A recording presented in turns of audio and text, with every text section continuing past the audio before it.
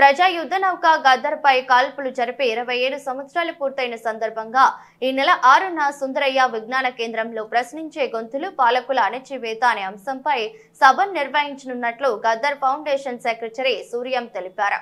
ఈ మేరకు OU arts college ఆవరణలో గద్దర్ ఫౌండేషన్ ప్రతినిధులు గోడ పత్రికను ఘనంగా ఆవిష్కరించారు. ఈ సందర్భంగా గద్దర్ కుమారుడు సూర్యం మాట్లాడుతూ ప్రజా సమస్యలపై నిరంతరం పోరాడిన గద్దర్పై అప్పటి రాష్ట్ర ప్రభుత్వం నిరంకుశంగా కాల్పులు జరిపినా ప్రాణాలతో బయటపడటం జరిగిందన్నారు.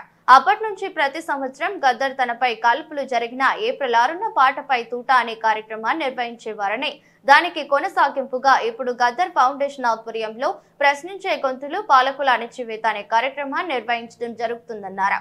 కార్యక్రమానికి విద్యార్థులు, మేధావులు, కవులు, కళాకారులు పెద్ద ఎత్తున హాజరై విజయవంతం చేయాలని పిలుపునిచ్చారు.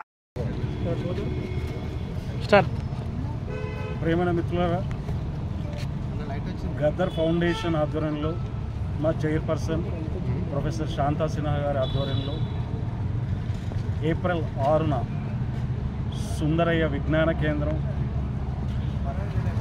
సాయంత్రం 5 గంటల నుంచి ప్రశ్నించే గొంతులు పాలకుల అణచివేత అనే సభను నిర్వహిస్తూ ఉన్నాం.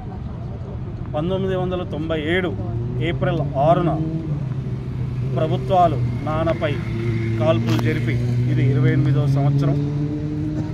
ప్రతి సంవత్సరం నాన్న ఇది నాకు ప్రజలిచ్చిన జన్మ అని చాలా సంతోషంగా తన పునర్జన్మని ఈరోజు ఏప్రిల్ 6న చేసుకునేవారు. ఆ పురస్కరించుకొని ప్రతి సంవత్సరం పాటపై తూట అనే కార్యక్రమం నిర్వహించేవారు. కొనసాగింపుగా గద్దర్ ఫౌండేషన్ ఆధ్వర్యంలో మేము ప్రశ్నించే గొంతులు పాలకుల అణచివేత అనే సభ నిర్వహిస్తూ ఉన్నాం.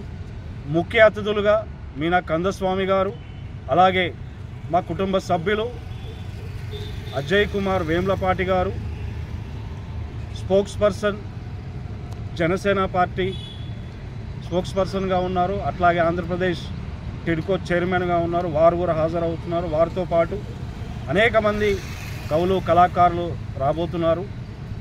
దీంట్లో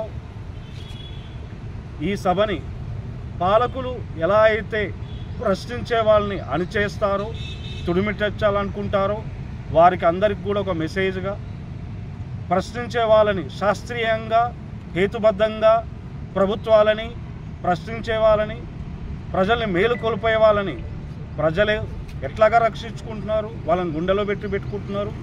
అలాంటి వాళ్ళందరినీ కూడా ఈ రాష్ట్ర ప్రభుత్వాలు కానీ, దేశ ప్రభుత్వాలు కానీ వాళ్ళని రక్షించుకోవాల్సిన అవసరం ఉన్నది. వాళ్ళ శాస్త్రీయమైన ఆలోచన విధానాన్ని ప్రభుత్వాలు తీసుకోవాల్సిన అవసరం ఉందని మేము భావిస్తూ ఉన్నాం.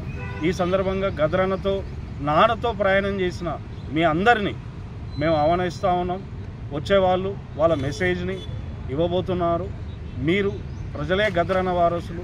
అందరూ కూడా సభను విజయవంతం చేయాల్సిందిగా, గద్దర్ ఫౌండేషన్ ఆధ్వర్యంలో నిర్వహిస్తున్న ఈ సభను విజయవంతం చేయాల్సిందిగా నేను కోరుతా ఉన్నాను. సభలో మిత్రులారా.